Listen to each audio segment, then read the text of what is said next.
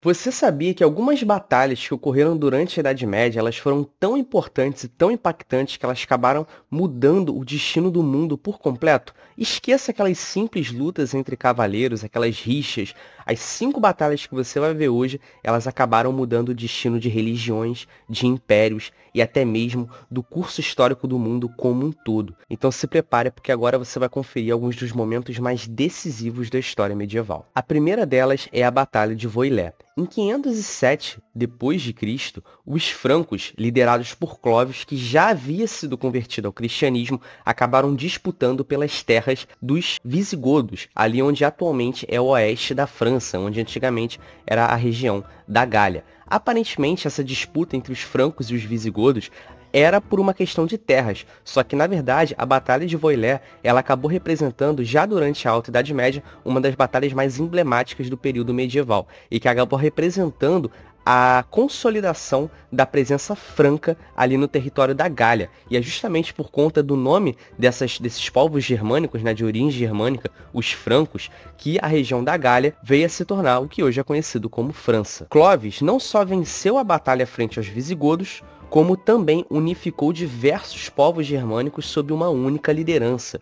Foi o início da dinastia dos Merovingios, que reinaria sobre a Gália durante um bom tempo, até serem sucedidos pelos Carolíngios, que formaria um império poderoso na Europa, especialmente durante o governo de Carlos Magno.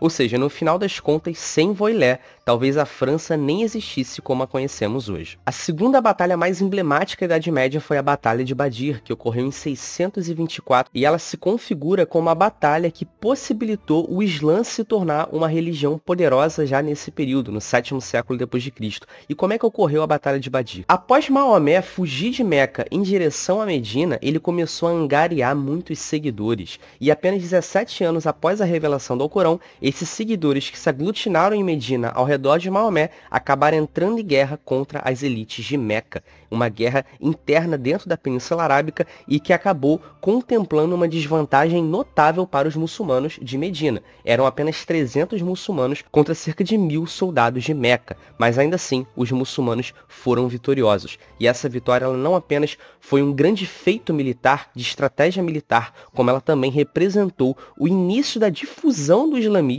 pela Península Arábica e, posteriormente, após a morte de Maomé, por toda ali a região do Oriente Médio e Norte da África. Essa vitória motivou conversões em massa e consolidou Medina como um novo centro do Islã, lançando as bases para a expansão que viria nos séculos seguintes. Sem o Badir, o Islã talvez jamais tivesse se tornado uma das maiores religiões do planeta. E lembrando que eu fiz um vídeo específico falando sobre o surgimento e a ascensão do Islã, comentando toda a trajetória de Maomé. Se você quiser conferir esse vídeo depois, eu vou deixar ele nesse card e também na descrição aqui abaixo, tranquilo? Batalha número 3, o Grande Cerco de Bagdá, em 1258. Em 1258, os mongóis alcançaram Bagdá. Na época, Bagdá era o centro do Califado Abássida, do Império Abássida muçulmano, e um dos centros intelectuais da Idade Média. Ali é onde era localizada a Casa da Sabedoria, onde diversos intelectuais voltados à saúde, voltados à astronomia, voltados à literatura, desempenhavam as suas funções. A Casa da Sabedoria era extremamente emblemática no Mediterrâneo medieval,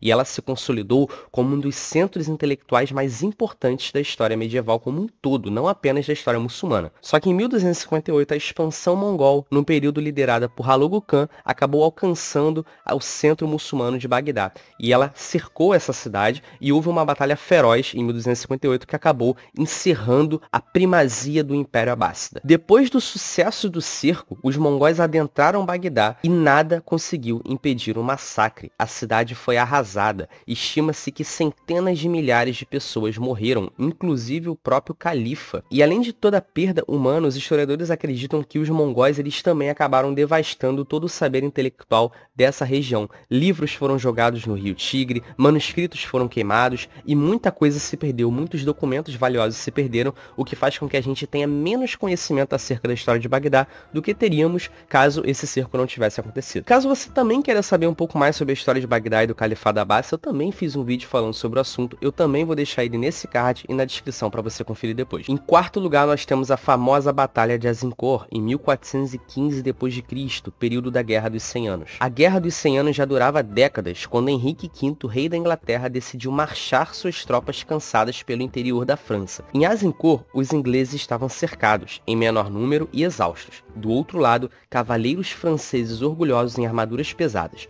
Tudo indicava uma derrota inglesa. Só que aí é que entrou um equipamento militar nessa equação que acabou mudando o rumo dessa batalha, que foi o arco longo inglês. Os arqueiros, posicionados estrategicamente, lançaram chuvas de flechas sobre os franceses, que atolaram na lama e não conseguiram mais avançar. O resultado, uma das vitórias mais humilhantes da história militar francesa. A Batalha de Azincourt, ela desmoralizou a cavalaria pesada como uma estratégia de guerra, e ela acabou mostrando que muitas vezes as batalhas elas poderiam ser vencidas não com armamentos pesados ou caros, mas sim com estratégias bem delimitadas e armamentos mais sofisticados, flexíveis, que permitissem contra-atacar de maneira eficaz a estratégia inimiga. E se você está gostando desse vídeo, não se esqueça de deixar seu like e se inscrever no canal, porque isso daí vai me ajudar demais a continuar produzindo conteúdo aqui pro YouTube, tranquilo? Por fim, número 5, nós temos a queda de Constantinopla em 1453. Constantinopla era uma das cidades, assim como Bagdá, mais emblemáticas de todo o período medieval.